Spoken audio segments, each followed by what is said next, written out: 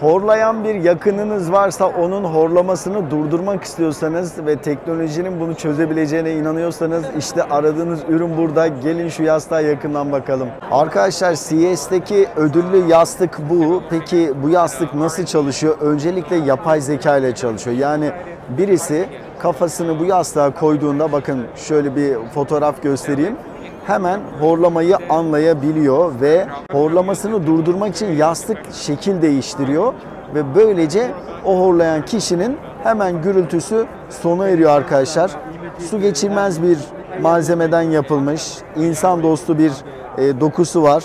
Aynı zamanda ayarlanabilen bir yastık olarak da kullanabilirsiniz. Olay sadece horlamayı engellemesi de değil, gerçekten müthiş bir çözüm olmuş. Bilmiyorum, horlayan yakınlarınız varsa nasıl, önerir misiniz bunu? Yorumlara yazın lütfen.